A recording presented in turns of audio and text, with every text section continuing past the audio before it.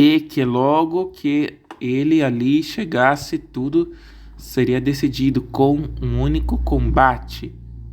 Devido às perdas e o desentendimento e constante fuga de Espartaco, Crixus, o segundo homem no comando do exército de escravos rebeldes, deixou o seu exército, o exército de Espartaco, E Crixo levou metade dos homens de Espartaco, E decidiu enfrentar Crasso sozinho, Que estava sozinho, O Crixus, E Crasso pede para abrir uma nova trincheira que os fugitivos procuram impedir, carregando furiosamente sobre os que se ocupavam de tal tarefa. A luta tornou-se violenta e como a todo momento chegasse reforços de parte a parte, Espartaco viu-se obrigado a lançar mão de todos os recursos, sendo-lhe valendo o cavalo em que deveria combater. Ele desembaiou a espada e, matando-o à vista de todos, e disse: Espartaco, se eu for vencido neste combate, ele de nada me servirá. E se eu for vitorioso neste combate, muitos deles, belíssimos e excelentes, terei dos inimigos à minha disposição.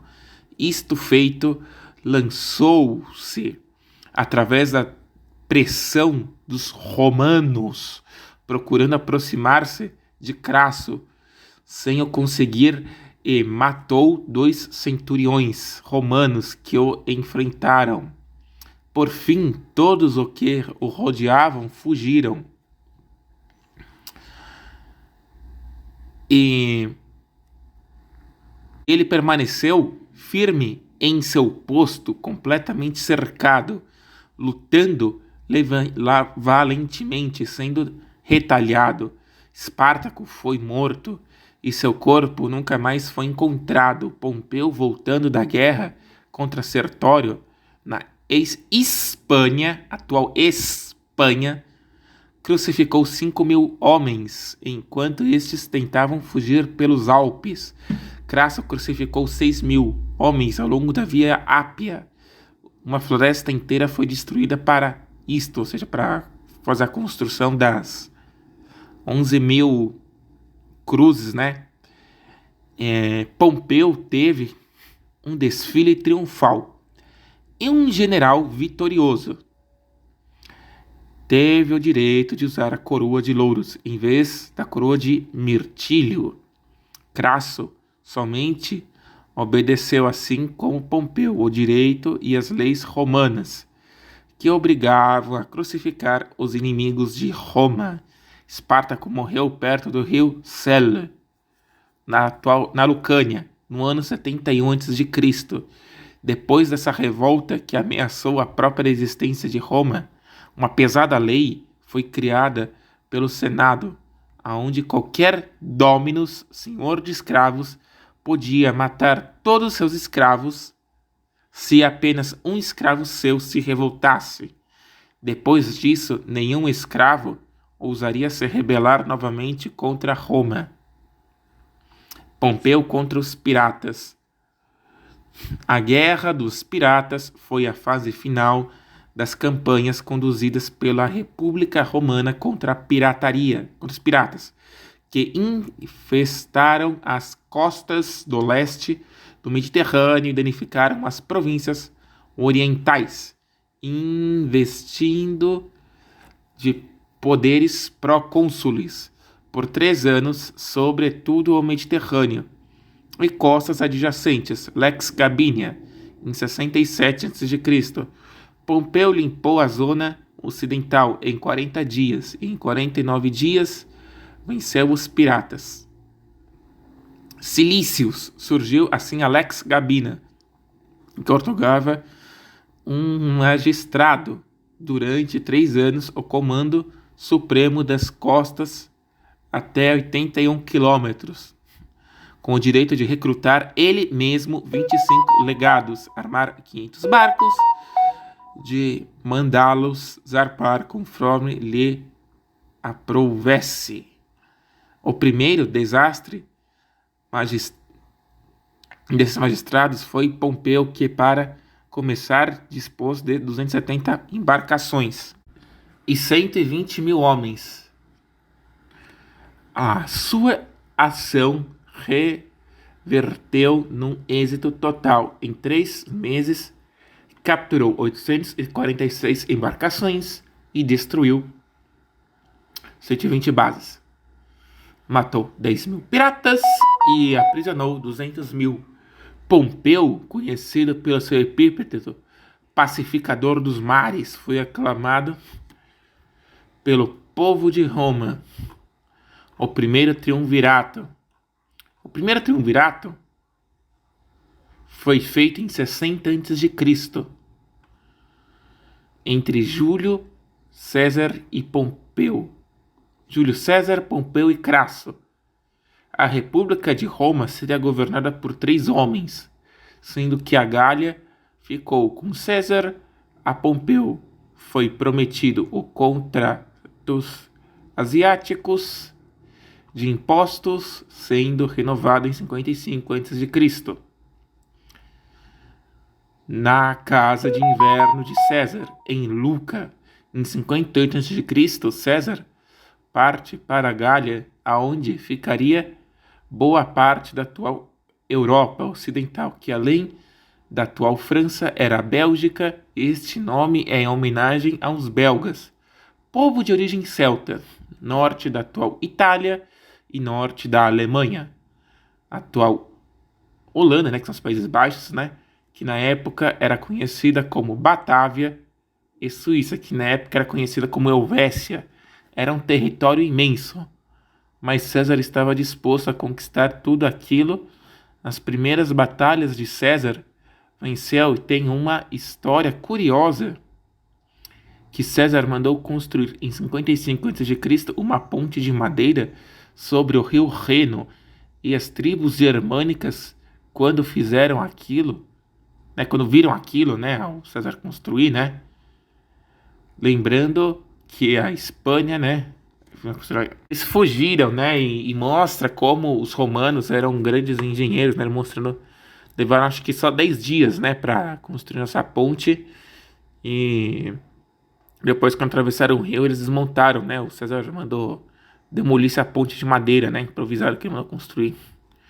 Então, ele se assustou, fez os inimigos fugirem, né, para ver a eficiência do exército romano, né. Mas voltando, né, então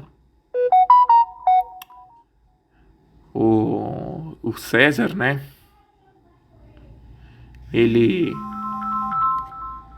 ocorreram as batalhas do Ar, né, Bribact, né, um ópido fortificado da Idade do Ferro da tribo dos Éduos, vencidos por César.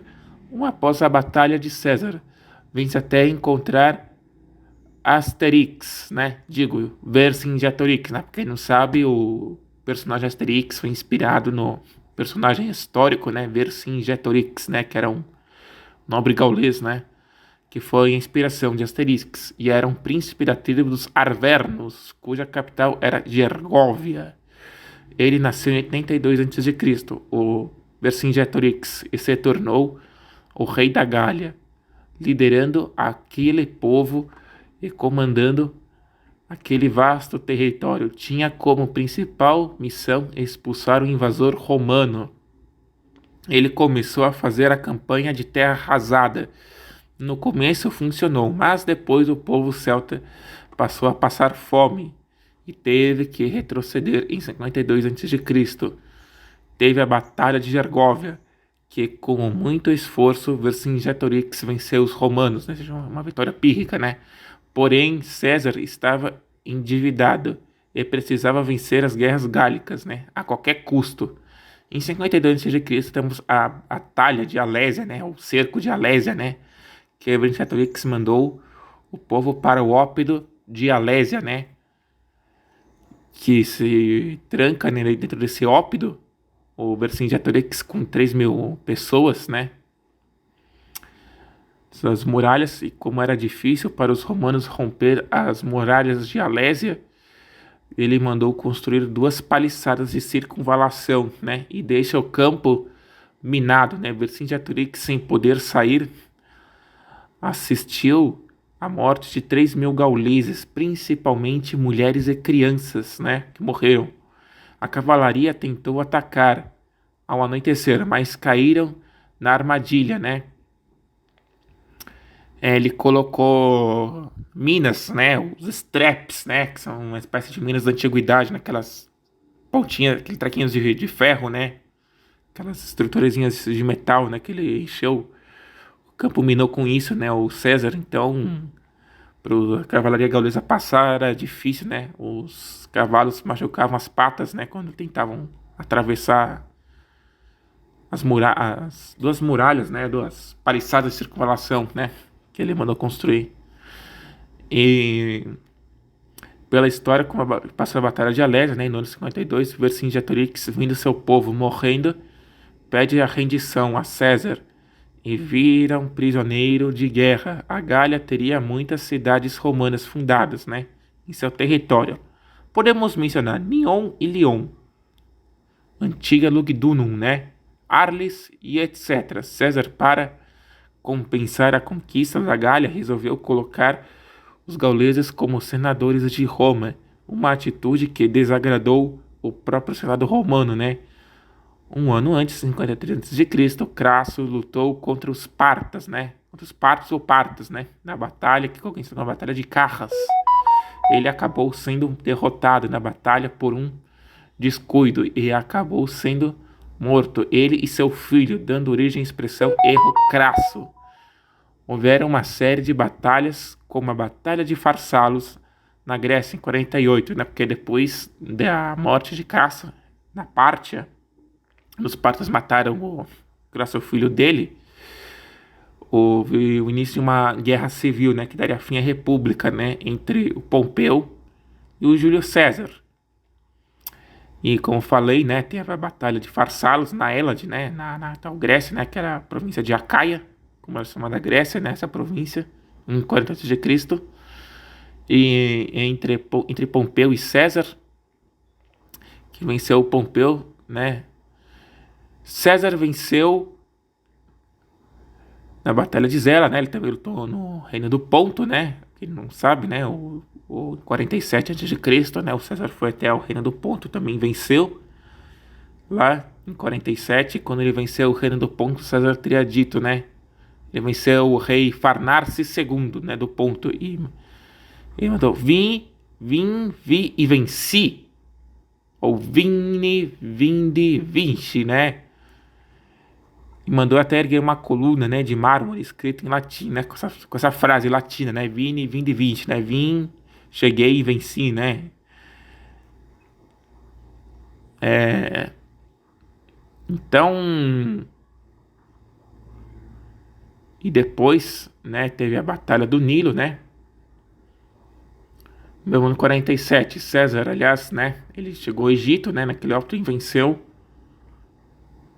né, Arsinoé na Batalha do Nilo. Em 46 houve a Batalha de Tapso e houve outros conflitos, como a Batalha de Munda, de 45 a.C., onde César venceu em Roma. Os conspiradores tramavam a morte de César.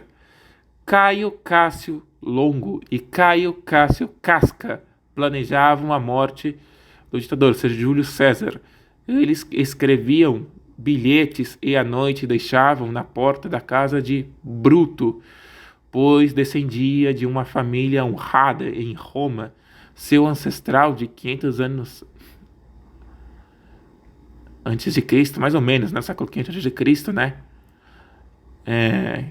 Onde passou a história a participar da Batalha de Silva Árcia e venceu os etruscos. E por falar em etruscos, teve até um sacerdote etrusco chamado Espurina, que previu a morte de César e o advertiu sobre os idos de março. Bruto inicialmente negou a participar do assassinato de César em público no Senado. Os ousados conspiradores contavam com 60 membros, sendo que o Senado tinha 800 membros no total. Todos deviam favores ao ditador. Inicialmente, houve a recusa, mas depois vira um dos líderes da conspiração. Os conspiradores estavam almoçando na casa de Marco Bruto quando receberam a notícia de que mudaria tudo. César iria numa campanha militar contra a Pártia, ou seja, contra os partos, né? Os partos mataram Crasso, então ele, numa campanha punitiva, né? Numa campanha de vingança, né? Por ter matado o amigo dele lá, o Crasso, então ele ia se vingar dos partas, né? Né? Lutando contra os partas e tentando conquistar a Pártia, né, para o Império Romano, né? Essa campanha teria início no dia 18 de março de 44 a.C.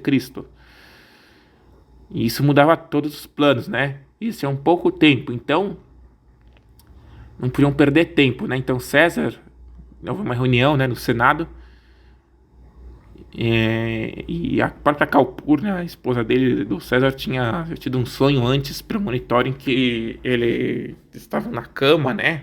O César, a esposa dele, e ele tinha uma visão de um lençol todo ensanguentado no sonho, né? Da Calpurnia, então já era um aviso, né? De que ele ia sofrer um atentado, né? Divertindo não ir contra o terrível sonho, né? E ele foi levado por um escravo em uma leiteira até o Senado. Lá começou uma reunião e um dos conspiradores, logo no início, Lúcio Túlio Cimbro, pede que eu revogar o pedido de exílio de seu irmão. César nega. Então ele pega em sua toga e expõe o peito de César para os conspiradores, que estava coberto por uma fina camisa de algodão. E esse era o sinal para matar César. De 60 conspiradores, apenas 23 participaram de fato, e todas as punhaladas foram certeiras. Quando César percebeu que Lúcio Cimbrio se aproximava para atacá-lo, as punhaladas vêm de todas as direções, e ele acaba escorregando no próprio sangue, né? Porque quando o cara veio, ele tentou empurrar o César, né? O cara, né? Dá empurrão para o cara sair, se afastar, mas como ele viu que tinha muitas pessoas, muitos homens, né, muitos senadores indo em direção dele para matá-lo, né, com faca, então ele não conseguiu se defender, né, que ele já tinha idade já, né, o César, então não era mais um homem jovem, né, já era um homem mais assim, idoso, né, já era um coroão, então não tinha mais a força da juventude, então ele acabou escorregando, né, e em outras direções, e ele acaba escorregando no próprio sangue e cai no chão, aonde em cima tinha uma estátua de Pompeu. Sua mulher sente o perigo e vai ao Senado. César estava sangrando e morrendo, e os conspiradores fugiram. Todos eles disseram que tinha que ter ouvido a esposa. Ele morreria, logo sendo levado depois por 3 escravos em uma leiteira para ser enterrado. César tinha 66 anos. Deixou 3 milhões de sestércios como herança ao povo de Roma. Seus assassinos, dentro de 3 anos, estavam todos mortos. Marco Brutus fugiu para a Bitínia, próximo ao reino do Ponto, no Mar Negro, mas foi morto na Batalha de Filipos contra o sobrinho neto de César, Augusto, o segundo triunvirato. Após a morte de César, 3 novos triunviros se formam: Otávio Augusto, sobrinho neto de César, o general Marco Antônio e o governador Lépido. Ao se juntarem, o império foi em 3 partes dividido, né? Ao norte da África ficou com Lépido, com o oriente ficaria com Marco Antônio e o ocidente com Otávio Augusto. Mas essa paz não duraria muito. Sua primeira rachadura foi quando o rei Títere da Judéia, Herodes, que construiu as cidades em estilo romano, como Tiberíades, que existe até hoje, e Cesareia Marítima, para agradar os romanos, deu um baú com 20.000 talentos de prata para Marco Antônio, pois queria comprar o cargo de rei dos judeus, sendo que o certo seria dividir esses 20 mil para cada um dos 3 triunviros, algo como 6,6666 para cada um, mais ele malandramente se apropriou de todo o pagamento para si, dando uma de João sem braço, e disse que tinha, entre aspas, perdido o pagamento a Otávio Augusto. Depois ele descobriria que era mentira. Marco Antônio teve 3 filhas com Cleópatra, rainha, Títere Júlio César, ex-amante do mesmo, e teve com ele um filho chamado Cesarion.